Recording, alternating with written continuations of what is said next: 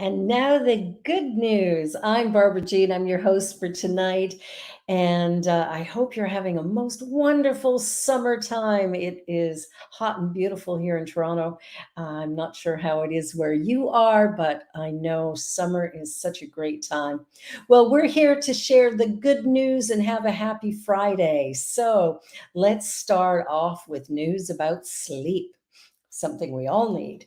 So there's a groundbreaking trial of cannabinol product shows better than melatonin for sleep. Now, this I got from the Good News Network, and it actually was reprinted with permission from World at Large, which is an independent news outlet covering conflict, travel, science, conservation, health, and fitness. So that's where the original story came from. So, conducted by two private companies beyond the scope of universities, hospitals, or government agencies, the first world trial of pure cannabinol, CBN, revealed a wealth of information on the benefits and limitations of this cannabis derived sleep aid. And I know a lot of us have challenges with sleep. So, having something that works is a great thing. So they did a lot of testing. They tested 1,000 participants across the US in this formed study group. They received doses of melatonin, a placebo, or a CBN product called True CBN.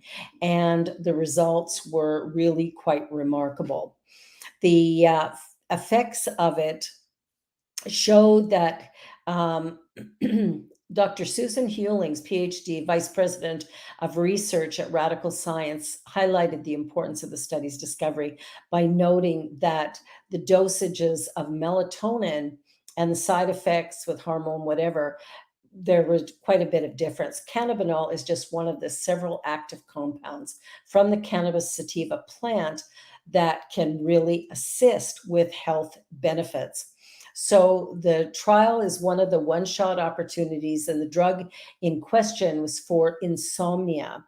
And the exclusive criteria might be as high as 1,000 to 1. People with low income, who drink coffee, who have depression or chronic pain, who may have had success with other insomnia drugs, all would be excluded to better the odds of the trial's success. But this study group, they really made sure that they included a broad range of people, and the effects were absolutely wonderful. So if you've been struggling with your sleep and you're looking for something that might work a little bit better, cannabinol products could very well be your answer. All righty. So moving right along, keeping on the health issue, people with heart failure can step their way to significantly better health. So this is a study on walking. And we all know that walking's good for us, but doesn't mean we're actively doing it, right? So people with heart failure who increased their daily step count saw improvements in their health in just 12 weeks. And that's pretty good because 12 weeks is not all that long. And they even suggested that even increasing your steps by 500 a day has a really huge effect on your overall health. So I think getting out for a walk, especially in the summertime here, it's a beautiful time to be walking. This can maybe help to keep you strong, keep you healthy, and make sure that you don't end up with heart attack or stroke. So really important to really watch your steps. When comparing the results of differing step counts, people who walked 1,000 steps per day had total symptom scores that were 3.11 points lower than people who walked 2,000. So the more you walked, the better. Once you reach that 5,000 step count, that's when there's a real big improvement. So be sure to get out, do your steps, get some walking in, enjoy the sunshine, the fresh air, or even go out in the evening if the sun is too high for you during the day. Get those steps in and improve your health along the way. All righty. So continuing with health, there's so many things that we can do differently than what we're doing right now. And hospitals could be using honey and vinegar as antibiotic for low-cost wound care. And, for you at home, if you've injured yourself in some way and you're getting an infection in something, this could be the perfect homeopathic remedy for you. The UK is trialing and seeing major success with using a combination of medicinal grade honey and food grade vinegar to clean wounds rather than using antibiotics or antiseptics. So, known as oxymel, the mixture has been written about in medical literature going back as far as classical Rome and probably older civilizations as well. In our survey of pre modern recipes, we noticed a pattern of combining honey and vinegar to wash or dress wounds and swellings. And this inspired us to focus on that combination in our analysis, says Dr. Erin Connolly. Today at Warwick University, Connolly and her team of researchers at the British National Health Service were looking to see if bacterial concentrations could be reduced when ensconced with the protections of a biofilm, a complex, slimy agglomeration of microbes. Biofilms can cover wounds thanks to a property that allows them to bind very closely to flesh. And inside, bacteria can escape traditional topical antibiotics. So, by applying a variety of doses and mixtures, they found that a combination of low dose acetic acid, the active ingredient in vinegar, and medicinal honey dramatically reduced microbial count. These doses are lower than those that would be cared for traditionally by a nurse. So, what they said, the medicinal honey that is most effective is called Manuka honey. And that one can be very, very helpful in clearing bacterial infection. So, who needs antibiotics? We can go another way. I mean, how great is that? And still looking at health. We're just on the health road today. A molecule that kills most solid cancer tumor cells, leaving other cells unaffected, shows promise after 20 years of hard work. So, City of Hope today announced that the first patient to receive its novel promising cancer medicine, AOH 1996, is doing well. The phase 1 clinical trial testing the safety of a potentially cancer stopping therapy in people with reoccurring solid tumors is expected to continue for the next 2 years. The pill has been effective in preclinical research, treating cells derived from breast, prostate, brain, ovarian, cervical, skin, and lung cancers. Linda Malkus, PhD, pioneer of this particular medication at City of Hope Department at Molecular Diagnostics and Experimental Therapeutics, began her research 20 years ago, believing that proliferating cell nuclear antigen, PCNA, which plays an essential role in the replication and repair of cells, would be a less toxic cancer therapy that targets mutated cancer cells while leaving normal cells alone. Wow, that sounds awesome. The new treatment has been shown in preclinical research to target PCNA and inhibit the growth and spread of a broad range of human cancer cells. This is really good news because so often, you're diagnosed with cancer and the next thing you know, it's spread throughout the body. This may well be the answer to stopping that spread. Well, I'll tell you, the phase 1 trial is open at City of Hope, Los Angeles. Its objective is to determine the maximum tolerated dosage of the investigational pill and to evaluate the medicine for preliminary efficacy. So, eligible patients include adults with solid tumors who have not found standard treatments effective, and participating patients will be asked to take the medication in pill form twice a day. So let's see what happens with this, but it looks like it could be good news on the road to curing certain cancers. Well, we are going to take a little commercial break here and thank our sponsors. And of course, I want to thank the Good News Network, which has provided some of these news stories that we're using tonight. So don't go away. The good news will be right back. New Thought Media Network is on the rise. We're looking to grow with you. Do you have technical media experience or perhaps a desire to learn? Are you willing to volunteer your precious time and attention? We share this message to benefit all. If you possess a computer with a camera and a microphone, we will share our knowledge with you. Behind the scenes or being the star, let us bless our one. Contact us at info@ntmedia.org. Watch me change when you change the way you look at things. The things you look at change.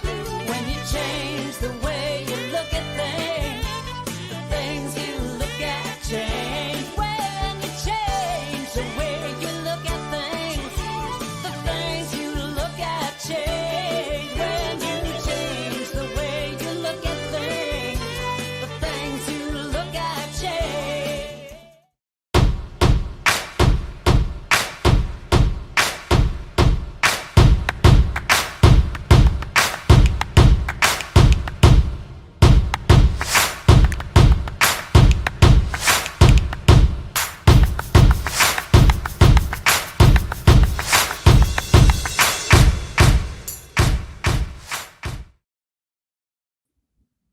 Welcome back to the good news here on Friday, August the 4th.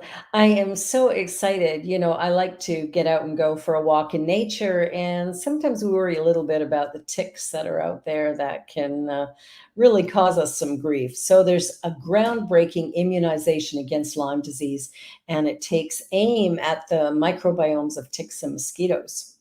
Mm.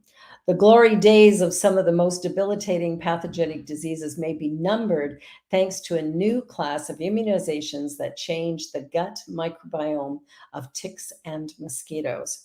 Rather than targeting the pathogen that causes a disease, the vaccine targets the microbes that the pathogen requires to survive.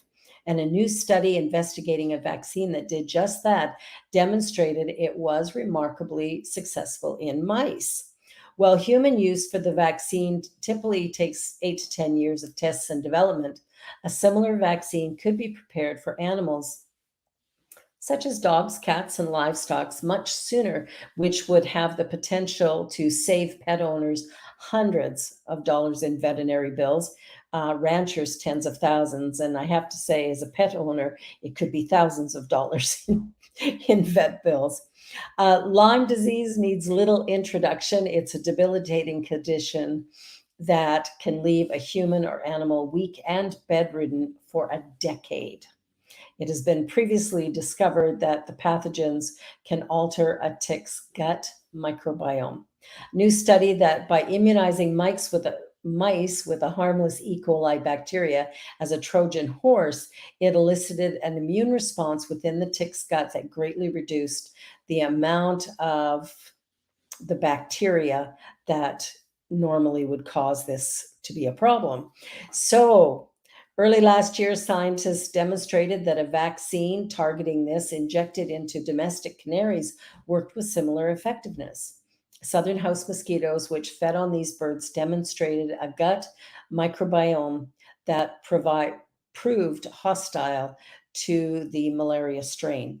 So there's a lot of uses for this. This could be very good news. Probably a little bit more work has to be done on it before it can be tested on humans or used as a vaccine to make it easier for us to wander in the woods without worrying about the result of getting a tick bite or numerous mosquito bites.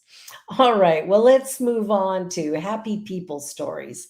And this little boy asks strangers for yard work so he could save up to buy a new game console. And cops are called, and they end up buying him a PS5. So it's not every day one reads that a young black man's day was made after the cops were called on him. The scene was set for the boy's day to be succinctly ruined. In the Georgian town of Hapeville, an unnamed fellow was going door to door asking if there were any yard work that needed to be done. His hope was to save up enough money mowing lawns and trimming hedges to be able to afford a PlayStation 5. One of the neighbors had other ideas, specifically picking up the phone and calling the police and asking for him to be removed from the area. Officer Colleran of the city of Hapeville Police Department was dispatched to the area where he quickly made contact with the boy.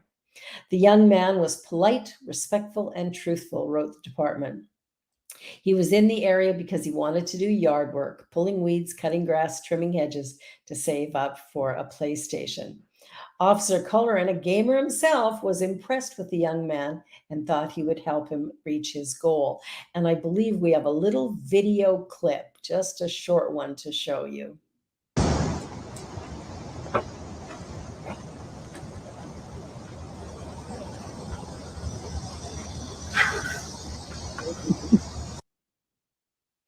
How beautiful is that, right? Instead of it being what we sometimes hear on the news when it comes to police officers and African Americans, this is a beautiful story and one that we need to remember that there are so many good people in the world. And you know what? Good things come. And that young man deserved that. So that's beautiful. I love that story. It makes me a little bit emotional. And here's another sweet, sweet story. Oh my goodness. You know, there are so many good people in the world. We need to remember that moment by moment, day by day, rather than thinking we need to fear people. Let's just remember how beautiful most people really, truly are. So, this Houston woman spent 3 days crawling in storm drains trying to rescue puppies. All of last weekend, Kaylee Clemens was crawling in and out of storm drains and manhole covers in the Houston heat, searching for abandoned puppies, saying the area is infamous for puppy dumping. Oh my God. As she refers to it grimly, she says, won't rest until all three of the black lab terrier mutts are located. Clemens, whose name comes from her marriage with the son of Yankee pitching legend Roger Clemens, received a call from a concerned citizen Wednesday night after 3 stray puppies had fallen down a storm drain in the neighborhood of Spring Branch. By Friday, Clemens, a dedicated group of volunteers, and her own dog Giselle had found 2 of the abandoned puppies, and she was already going back down on Saturday night to find the last one. Clemens says in her 7 years of rescuing animals, she's never lost one. Oh, that's so sweet. Well, she told Britain's Daily Mail that the city of Houston was supportive, unlocking drains and moving manhole covers. She told the New York Post that her work stems from a lack of action on the part of the city and county or the ASPCA, who are too swamped with phone calls to stay on site more than an hour. There's no way the puppy can get out by itself, so it's up to us. And I have no shame to go down and get it, the 5-foot-tall woman told the Mail. While Houston Animal Control did little to help, the city was able to provide Clemens with blueprints of the Spring Branch sewers to help her map her way through the cockroaches and fetid water. Ugh. I am not stopping, said Callie. I mean, I already told my mom, I think I'm going to keep this dog if I find it. I'm so invested. Clemens, oh man, emotional. Clemens additionally told the Post that she had been down in storm drains, crawling around for around 8 hours into the small watches of the night. So this is somebody who's really dedicated, who really, really cares, and who is really making a difference in our world. And, you know, you might say, well, it's just a little lost puppy. To that little lost puppy, it's everything. Well, you know, there's just more good stories. You know, we watch the news every day and it seems like bad news, bad news, bad news. And that's why you need to come here every Friday night to get a little bit of the good stuff. So this woman lost her father's ashes, but a stranger digs for 4 hours through trash to find them. Oh my goodness, talk about going above and beyond. When Emily Dickerson lost a ring containing a jewel made of her father's ashes, an unlikely set of heroes emerged to return it to her. The 17-year-old was out in San Antonio performing with her school choir when, at the end of the week, the organizers decided to take some 200 singers and band members to the beach at Corpus Christi. At the time, Dickerson was wearing four sentimental rings: the cremation ring, one from her boyfriend, and two from her family members. Not wanting to lose them in the water, she hid them in a place where no potential thief idling by would think to look: in the empty box from the subway lunch Dickerson had just eaten. But in a case of out of sight, out of mind, during the hustle of departure, she forgot about the subway box, and it ended up in a dumpster with 200 others just like it. I realized where I'd left them, and I was in complete panic, Dickerson told local news. I called my mom and told her the situation. It was a mess. Dickerson's father died when she was just 7 years old. She wears the ring continuously, knowing that he's always there with her. Oh, and we have a picture of her and her dad when she's little. Dickerson's mom, Tina Koch, contacted the Department of Parks and Rec, and it was by then 8 o'clock on a Friday night, leaving a desperate voicemail. Koch hoped, without much hope, that something might be done. Enter Laura Perez, the parks operations supervisor, who listened to the voicemail first thing on Monday morning. Perez, according to the Washington Post, makes every effort to track down lost items, but she knew chances were slim. All the beach trash cans would be collected and deposited into a 40-yard dumpster slated for pickup at 8 a.m., and it was already half past the hour. Nevertheless, she called the staff cleaning up that section of the beach and was shocked to hear the dumpster was still there. Ha ha, the miracle. At which point she ordered horses to be held and dumpster diving. Jesse Martinez and Robert Trevino joined Perez in combing through the trash left, baking over the weekend's nearly 100-degree heat. Youch! They searched for hours until they came upon a bag with the subway boxes and methodically began opening them one by one until at last a purple jewel shined in the morning light. It was the last bag we went through. I was so excited to let her know. As it happened, they only found the cremation ring first, but despite Koch's pleadings, they kept on searching another half hour until they turned up all three. Talk about going above and beyond. There are so many good people in this world who really want to be there for us and to help if there's any way they can. And I'll tell you, this is a prime example of going above and beyond. Well, and still on human interest, an armless 7-year-old boy gets to finally go fishing after a donation of a new hero arm. So, a 7-year-old boy born without an arm has been able to hold a fishing rod with two hands for the first time. Alex Sparks spent birthdays wishing his arm would grow, but now he's happily casting alongside his dad using a new life-changing $16,000 prosthetic limb.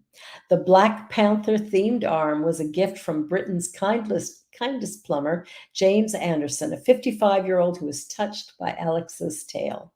His mother, Dion, now 33, said she'd had a normal pregnancy, but Alex was born without a limb. It was heartbreaking, especially later when the boy went to school and young kids were afraid of him because of his missing arm. He's been on the list of UK patients due to receive a prosthetic from the National Health Service before the pandemic, but 3 years later, he was still waiting in Lancashire, England. After his parents attended an event by Open Bionics, which makes a robotic arm so advanced it allows wearers to pick up a pin with its fingers, they launched a crowdfunding bid to raise the £12,700 or $16,000 needed to purchase the arm, which they said would be life-changing for Alex. When plumber James saw the online appeal, he fell in love with Alex and offered to pay for the arm. Offered to pay for the arm. Like, how sweet is that? And look at this happy boy out fishing with his dad. You know, it's interesting the things we can do if we choose to. The lengths we can go to make a difference in somebody's life. And I got to say to that wonderful plumber, you did a really, really good thing. And that will come back to you over and over again. You know, karma is a beautiful thing.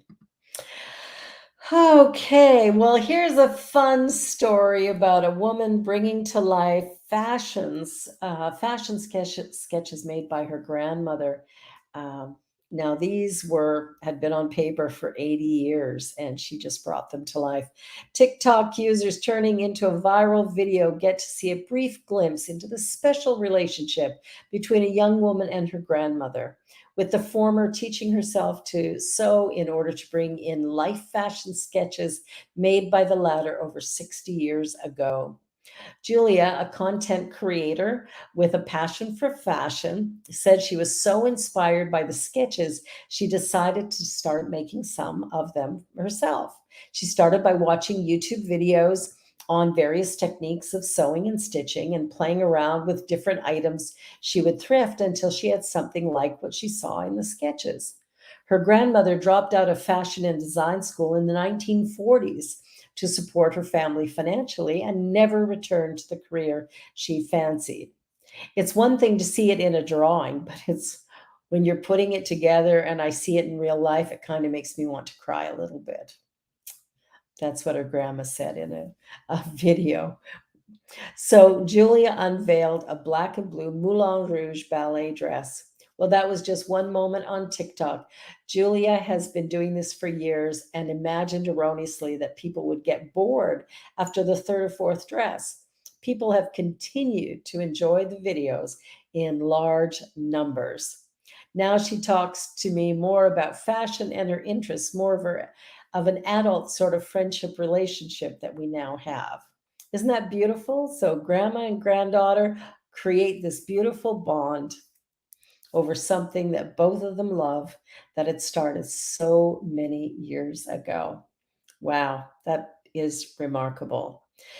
Well, I want to thank you for being here tonight. We are coming to the end of our show, and I just want to remind you that the New Thought Media Network really is a place of inspiration, positive messaging, and a great place to just spend a little bit of time to improve your day, your overall mental health, your attitude. All of it just gets a little bit better by dropping into ntmedia.org. And be sure to take time to like, to share, to subscribe. And by the way, you can make a donation. This is a charitable organization, and you can donate to ntmedia.org and really help to keep the good news, the prayers, the meditations, the many, many services that go on here. Keep it alive, keep it well. Thank you so much for watching tonight. I'm Barbara Jean, and I will see you again next week on ntmedia.org. And that's the good news. Please help us say thank you to our organizational sponsors and donors, including the Hefferland Foundation, Affiliated New Thought Network, International New Thought Alliance, Science of Mind Archives and Library Foundation, Center for Spiritual Living Denver, Center for Spiritual Living Midtown Atlanta, New Thought Philadelphia, Planned Happiness Institute, Summit Center for Spiritual Living, Center for Spiritual Living on the Lake, Unity Spiritual Center Kitchener, Om Center for Spiritual Living, Center for Spiritual Living North Jersey, Unity of Savannah, Center for Spiritual Living Seattle, and all of our individual donors and sponsors.